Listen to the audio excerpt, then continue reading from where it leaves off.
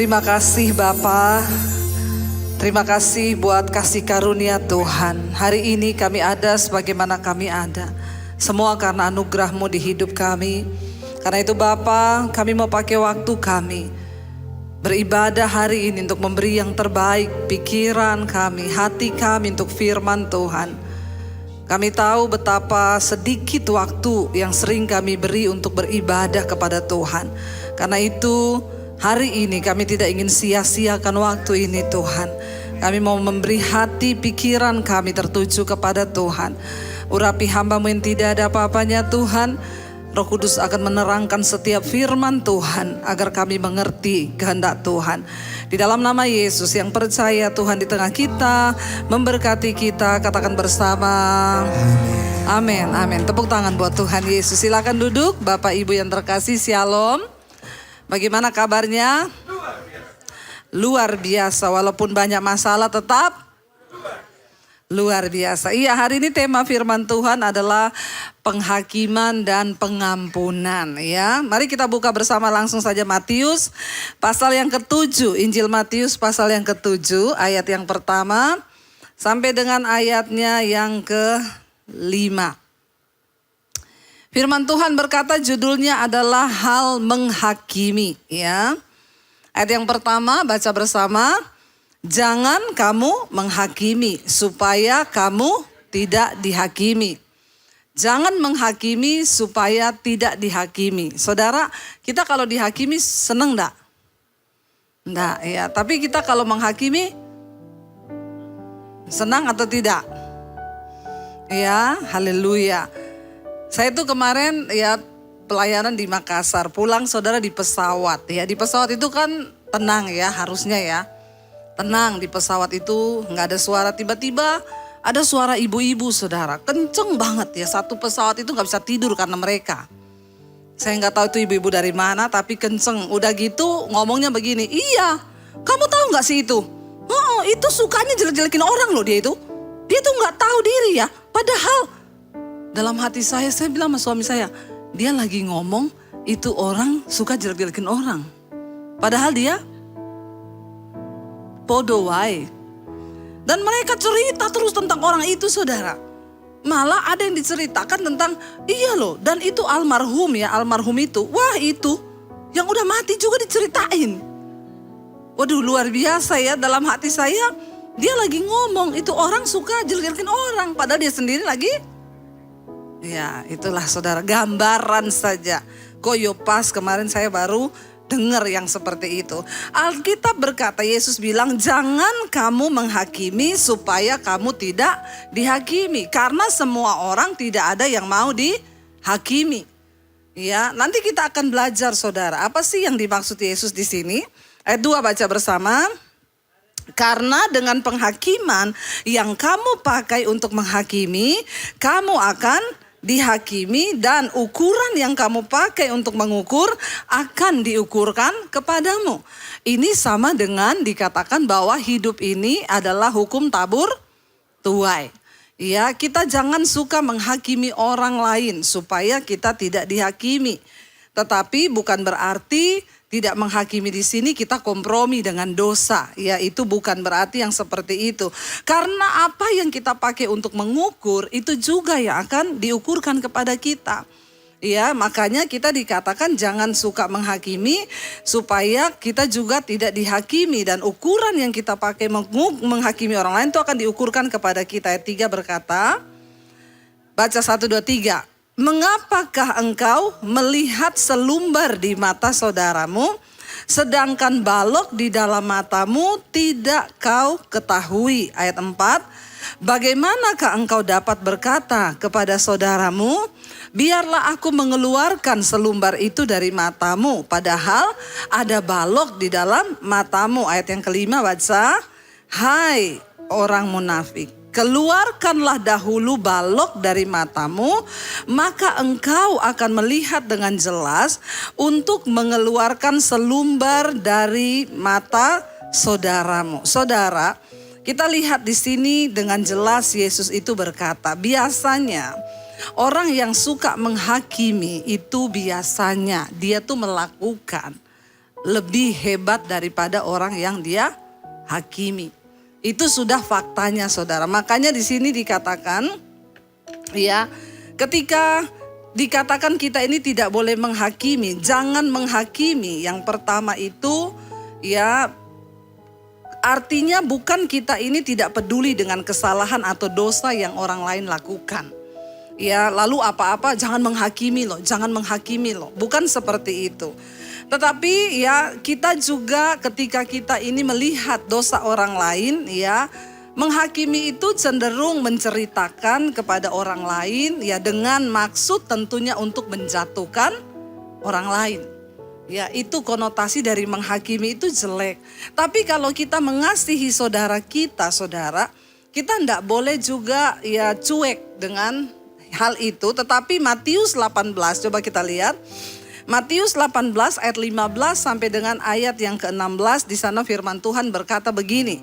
Kita nggak boleh menghakimi ya, bukan berarti kita tidak bisa ya menegur dia yang berdosa, karena ya dosa itu tetap dosa. Kita nggak boleh kompromi. Kita baca bersama 1, 2, 3. Apabila saudaramu berbuat dosa, tegurlah dia di bawah 4 mata. Jika ia mendengarkan nasihatmu, engkau telah mendapatnya kembali. Jika ia tidak mendengarkan engkau, bawalah seorang atau 2 orang lagi, supaya keterangan 2 atau 3 orang saksi perkara itu tidak disangsikan. Daripada kita menghakimi orang lain, lebih baik kalau kita tahu dia bersalah atau berdosa, panggil dia, dikatakan nasihati 4 mata ya. Tapi memang susah sih ya, sekarang saya pun juga hati-hati saudara. Karena yang namanya orang berdosa itu kadang gak mau dosanya dikasih tahu. Jadi sekarang ini kita lebih banyak ya doa aja lah. Saya juga gak mau ikut-ikut campur. Ya, banyak yang datang, Bu, ya istri saya tuh selingkuh. Ini nomor telepon istri saya, Ibu tolong telepon istri saya gak mau. Ya, karena sudah banyak. Dulu saya mau, saya pikir ini menyelamatkan orang. Ternyata ketika ditelepon istrinya jawab, kepo lu. Nah, ya siapa yang suruh-suruh kamu telepon saya? Atau kamu ada main sama suami saya, pret. Ya udah nggak ngapa-ngapain, disalahin. Jadi sekarang memang hati-hati. Tapi padahal Alkitab berkata, ya kalau orang itu saudara kenal loh. Saudara tahu. Saudara mau menyelamatkan dia ini ya, jangan saudara hakimi, ceritakan kepada semua orang. Tahu nggak orang itu begini. Kita tegur dulu dia. Panggil dia dulu 4 mata. Ya kecuali matanya 1 buta berarti 3.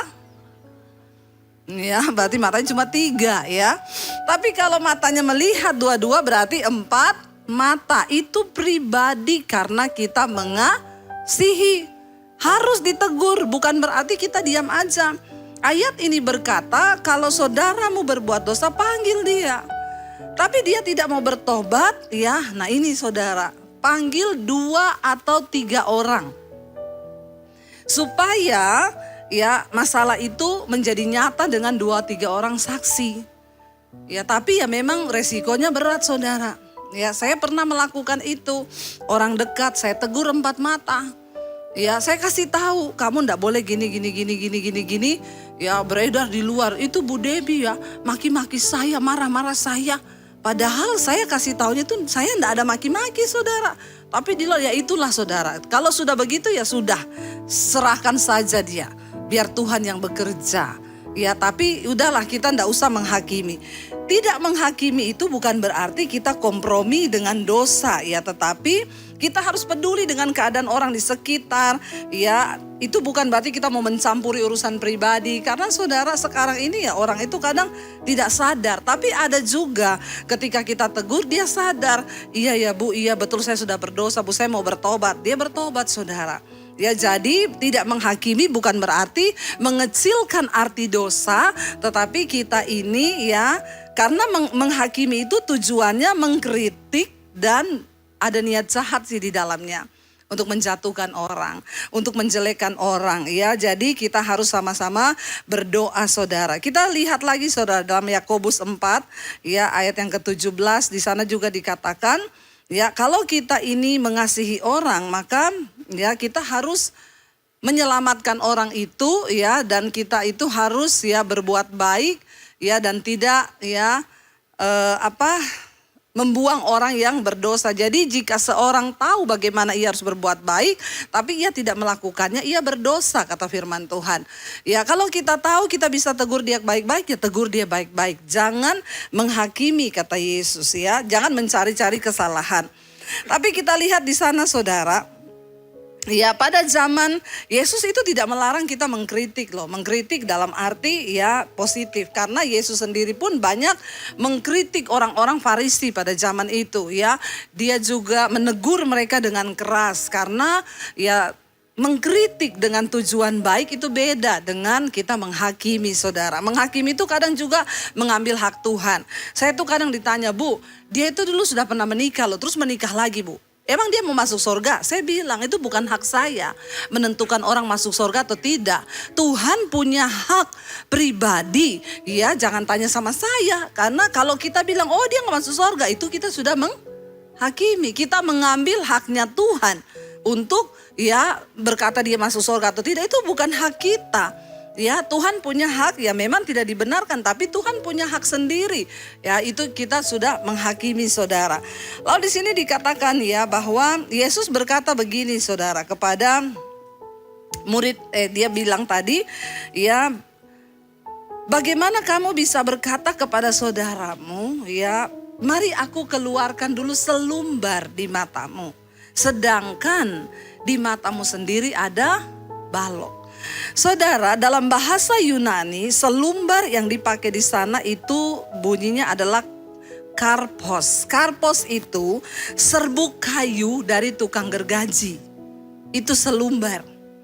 Saudara, kalau ada orang gergaji kayu, ya saudara bisa lihat kan itu kecil banget itu ya. Itu selumbar itu ya, kayak debu-debu kayu ya. Itu dikatakan selumbar di mata orang lain.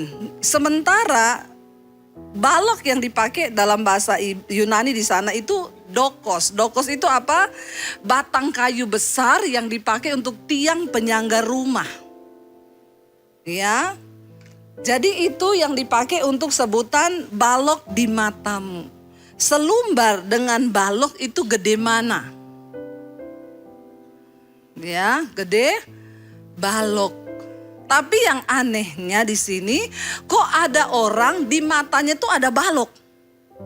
Harusnya kalau ada mata di balok dia masih bisa lihat nggak? Nggak bisa toh. Udah balok kok, batang kayu pohon yang buat nyangga rumah. Tapi kok orang ini bisa melihat selumbar serbuk kayu gergaji di mata orang lain. Dan dia bilang dia mau keluarin. Kira-kira orang yang baloknya di depan mata besar bisa nggak ngeluarin selumbar yang kecil di mata orang lain? Ya sudah pasti tidak. Yesus sedang menggambarkan orang-orang yang suka menghakimi, seringkali mereka itu punya dosa yang lebih besar daripada orang lain. Lah bagaimana caranya saudara? Engkau aja punya balok loh di dalam mata loh. Balok tuh gede loh saudara. Lebih baik ya di sini dikatakan, ayo kita ini introspeksi diri. Hari-hari ini mari kita banyak-banyak introspeksi diri. Tapi bukan berarti menghakimi itu tidak boleh menghakimi terus ya kalau ada pendeta khotbah saudara bilang tuh pendeta menghakimi. Pendeta itu zaman dulu nabi-nabi saudara. Mereka memang Tuhan taruh isi hati Tuhan. Seringkali mereka berbicara, ya celakalah kamu, binasalah kamu. Itu adalah hal yang berbeda. Saudara gak bisa bilang pendeta itu menghakimi. Ya tugas saya, tugas Pak Konrad itu kita mengingatkan sesuai yang ada dalam firman Tuhan. Ya, kalau kita berkata jangan hidup berbuat dosa, orang cemar, orang sundal tidak akan masuk dalam kerajaan Allah. Terus saudara bilang itu Bu Debbie menghakimi, itu ada ayatnya, bukan kita menghakimi. Beda loh saudara, menghakimi itu sesuatu yang belum pasti, lalu kita sudah membesar-besarkan, kita menganggap dengan penilaian kita, lalu kita mengambil kesimpulan. Tapi kalau ayat firman Tuhan itu kebenaran. Sudah nyata-nyata kamu selingkuh. Sudah nyata-nyata kamu homo, kamu lesbi.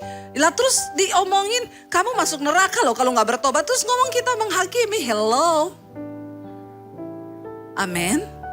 Jangan disamar-samarkan. Hari-hari ini ya ada banyak orang Kristen yang dosanya tuh gak mau ditegur. Terus ngomong menghakimi tuh pendeta. Lah kalau kita semua dituduh menghakimi. Ya sudah, ini ayat Alkitab disobek-sobek aja. Kita ada di sini mengingatkan setiap umat Tuhan. Yang kita sampaikan itu firman Tuhan. Harus bisa dibedakan mana menghakimi dengan mana yang itu menegur sifatnya. Kalau memang itu ada dalam konteks firman Tuhan, ya dikatakan kalau kamu gak mau bertobat kamu binasa loh. Ya itu memang benar, itu ada ayatnya. Amin. Ya tetapi menghakimi itu sifatnya ya banyak orang. Makanya ada guru tanya, ciri-ciri makhluk hidup. Anak SMP tanya, sebutkan ciri-ciri makhluk hidup. Yang satu maju, bernapas, iya betul pulang. Yang satu ciri-ciri makhluk hidup, berkembang biak, iya pulang. Terus ciri-ciri makhluk hidup, ngegosip. Gurunya kaget, hah? Kok bisa? Iya, mak saya hidup tiap hari mak saya bergosip. Itu tanda-tanda makhluk. Nah itu saudara yang dimaksud dengan menghakimi. Ya, sukanya saudara kita ini ya orang-orang coba kita berdoa di komunitas kita, dimanapun kita berada. Mari kita ya berhentilah jaga mulut ini supaya dalam komunitas kita itu nggak ada kita ngerasani orang, kita ceritain jeleknya orang, kita menghakimi orang, kita berdoa. Lebih baik kalau kita ketemu ya mari kita ini saling ya menghakimi itu sesuatu yang belum pasti, tapi sudah dikonotasikan. Tapi kecuali sesuatu yang memang itu sudah pasti dan memang kenyataannya ada, yaitu kata Alkitab panggil tegur. Ya, jadi saudara kita harus bisa membedakan, jangan sampai pendeta berkhotbah suruh bertobat, saudara bilang dia menghakimi. Dikatakan selumbar itu kecil, ya seperti serbuk kayu gergaji. Tapi sering kali orang-orang yang menghakimi itu dia punya balok di depan mata yang lebih besar, dan lucunya dia yang punya balok di mata mau mengeluarkan selumbar yang kecil di mata orang lain itu enggak bisa. Kamu aja udah enggak bisa lihat jalan toh. Bagaimana bisa kamu mau lihat itu selumbar yang kecil di mata orang untuk kamu keluarin.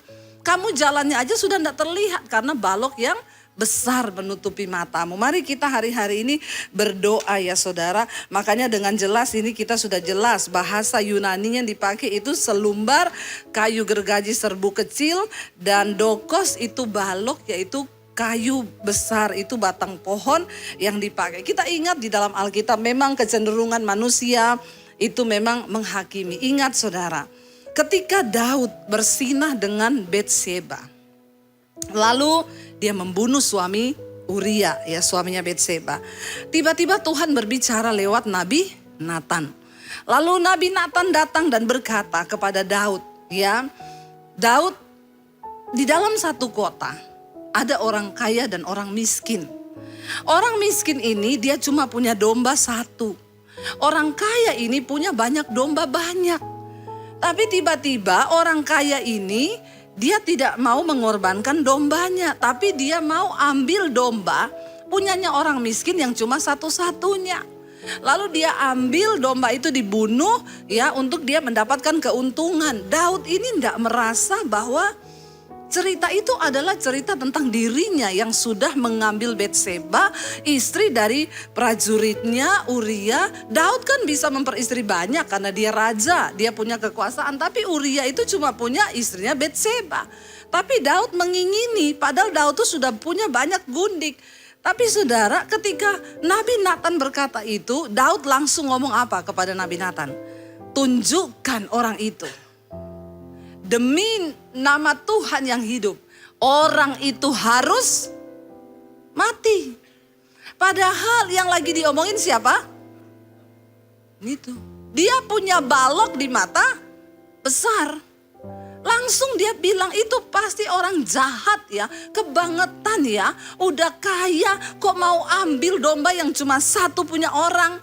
Inilah saudara, memang tanpa disadari kita ini manusia, semua memiliki roh yang sama.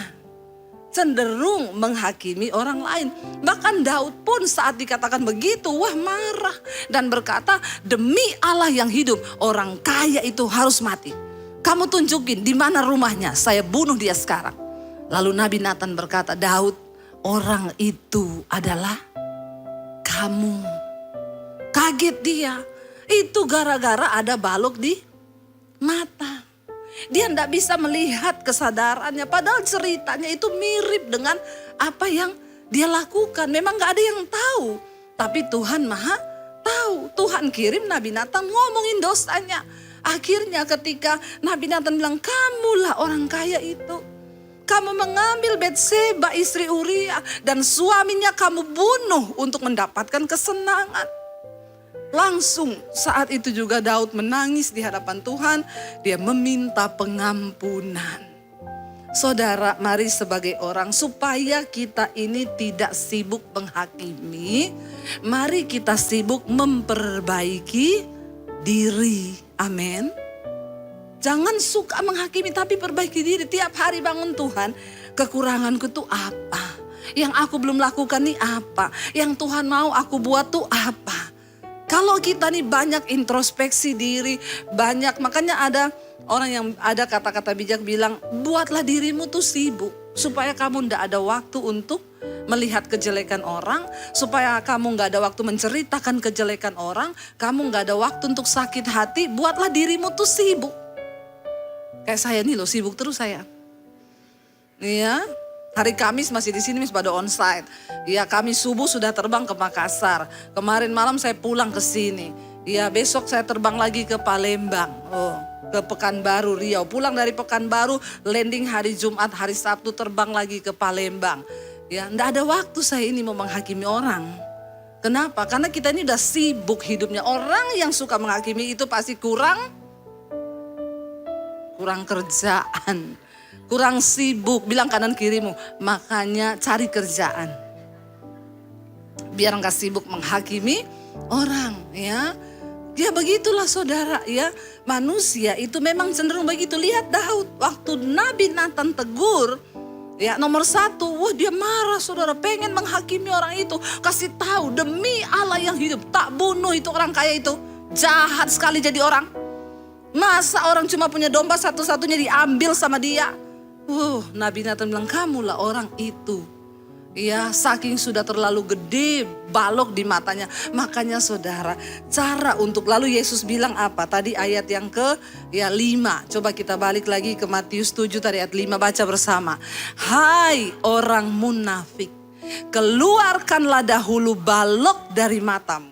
Maka engkau akan melihat dengan jelas untuk mengeluarkan selumbar itu dari mata saudaramu. Buat apa kita susah-susah mengeluarkan selumbar padahal balok di mata kita? Makanya dibilang, hai orang munafik. Jangan kita menjadi orang munafik. Saudara ikut mesbah doa, pembahasan kita sudah sampai sekarang Salomo menggantikan Daud menjadi raja. Nasihat pertama yang Daud berikan kepada Salomo ketika dia duduk di kursi kepemerintahannya itu apa?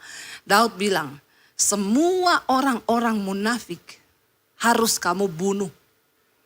Karena dalam sebuah kerajaan, kalau ada orang munafik, maka kerajaanmu itu pasti akan runtuh. Siapa orang munafik? Di depan manis, di belakang busuk. Ya, itu orang munafik. Ya, makanya saya tidak terlalu percaya kalau ketemu orang-orang, hai Bucan, hai Ibu, hai Pret. Ya, saudara, waktu saya tertarik ketika Daud pertama kali naik di kursi kepemerintahan, dia bilang sama Salomo. Pertama Yoab. Siapa Yoab? Yoab itu panglima Daud yang gagah perkasa. Tapi kata Daud, dia banyak kali tidak mengikuti perkataanku. Aku suruh jangan bunuh Absalom, jangan bunuh Abner, tapi dia bunuh semua orang-orang itu. Berarti dia ini tidak loyal, orang munafik.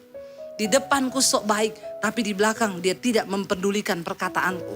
Kamu bunuh dia, ya. Kedua, siapa? Imam Abiatar yang sudah akhirnya berkhianat. terhadap Daud juga bunuh dia. Ketiga siapa? Simei, seorang perempuan saudaranya Saul yang mengutuki Daud ketika Daud diusir oleh Salomo dari istana, oleh Absalom dari istananya. Simei mengutuki Daud. Ketika Daud menang, Absalom mati, Daud kembali ke istana. Simei lah yang duluan menyambut Daud dengan kata-kata yang sok manis. Yang berkata, hiduplah raja, engkau raja yang luar biasa. Padahal dulu dia kutukin waktu Daud tinggalkan istana. Orang-orang begini, dia orang-orang munafik. Mereka inilah saudara yang bisa melihat selumbar di mata orang lain, tapi balok di matanya sendiri tidak dilihat. Makanya ketika Salomo naik, Simei dibunuh, ya Yoab dibunuh. Semua orang-orang yang tidak loyal kepada Daud. Nomor 1, Daud bilang, kalau kamu naik, tandai orang-orang ini. Kalau kamu pengen, saudara, jangan kau pelihara orang munafik. Ya, ada loh orang-orang seperti itu. Masih ada di perusahaan, bosnya diceritakan ke bawah-bawah. Ya, padahal di depan bosnya, menjilat setengah mati. Ya, lebih baik kita ini jadi orang yang apa adanya. Ngomong, kalau memang gak suka, ngomong gak suka. Kalau seneng, ngomong seneng. Amin. Jangan saudara juga jadi orang munafik. Ya, jangan juga saudara pelihara orang munafik. Kalau memang dia sudah tidak suka sama kita, panggil dia ya. Ngomong aja, saya dengar kamu cerita saya di belakang gini-gini. Ya sekarang kamu pilih, kalau kamu mau masih ikut saya, tapi susah saudara. Makanya benar, Yesus bilang, hai orang munafik. Orang munafik itu suka menghakimi padahal dia lupa kesalahan dalam dirinya itu lebih besar. Makanya supaya kita tidak menghakimi hari-hari ini, mari saudara kita lebih banyak introspeksi diri. Kita lihat apa kekurangan kita. Apakah kita ini dibanding orang lain sudah lebih baik. Banyak yang belum kita lakukan, mari kita belajar untuk sungguh-sungguh melakukan apa yang Tuhan mau.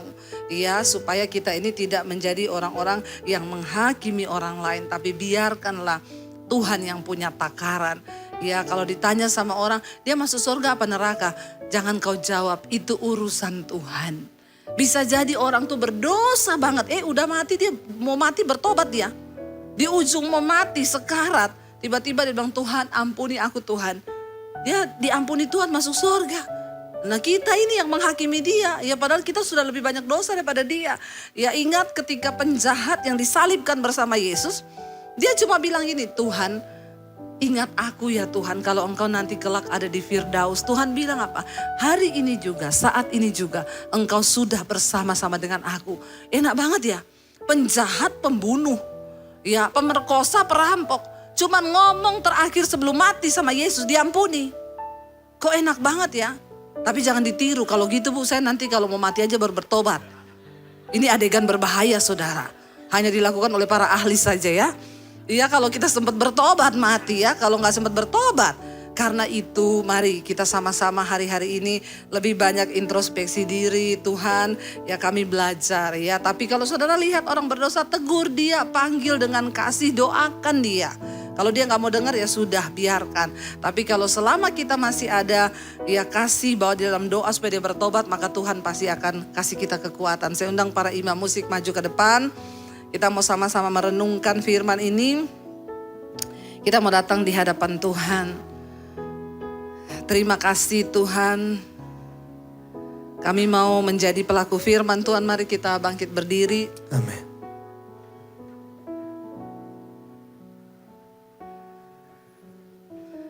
Kita mau bilang kepada Tuhan, Tuhan mampukan kami Tuhan untuk kami juga boleh menjadi pelaku firman Tuhan. Karena dengan kekuatan kami Tuhan, kami tidak mampu. Hanya dengan kekuatan Tuhan saja kami beroleh kemampuan. Terima kasih Bapa. Terlalu besar kasih-Mu Bapa, pengorbanan yang Kau berikan bagiku. Terlalu mahal darah-Mu Yesus, tercurah untuk menebus hidupku.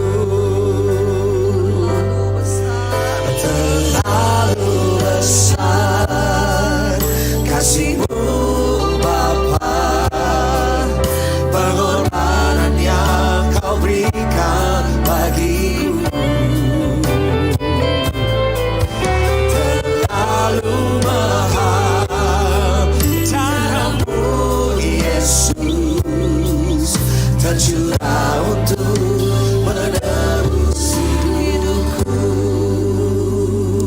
Tuhan, kami bersyukur, kami tahu pengampunan-Mu itu besar bagi setiap kami. Karena itu kami mau belajar tidak menghakimi orang lain. Karena kami tahu sewaktu-waktu ketika dia bertobat, Tuhan sanggup mengampuni dosanya. Ajar kepada kami hari-hari ini untuk banyak introspeksi diri kami. Ada hal-hal yang belum kami lakukan, Tuhan. Ada hal-hal yang kami masih jauh dari kesempurnaan. Mampukan kami, Tuhan, untuk sungguh-sungguh bertobat, menjaga sikap hidup kami, menjaga mulut kami untuk tidak cepat menghakimi. Tapi biarlah dengan penuh kasih kami boleh menegur saudara kami yang berbuat dosa dan membawa mereka kepada Kristus supaya memperoleh pengampunan dari Tuhan. Terima kasih Bapa, berkati seluruh jemaat-Mu hari ini. Kami percaya kami semakin diperlengkapi dalam firman-Mu Tuhan, agar kami boleh menjadi pelaku-pelaku firman Tuhan. Di dalam nama Tuhan Yesus kami berdoa dan mengucap syukur. Tuhan materaikan firman itu dalam hidup kami. Dalam nama Tuhan Yesus, yang percaya diberkati Tuhan katakan bersama. Saudara, terima kasih sudah menyaksikan channel saya, dan saya berharap semua khotbah-khotbah saya menjadi berkat. Jangan lupa subscribe channel hanya di Debbie Basjir TV. Ya, bukan yang lain. Catat Debbie Basjir TV. Hanya di Debbie Basjir TV. Jangan lupa like, subscribe, dan bagikan ini kepada teman saudara agar semakin banyak orang diberkati. Tuhan memberkati.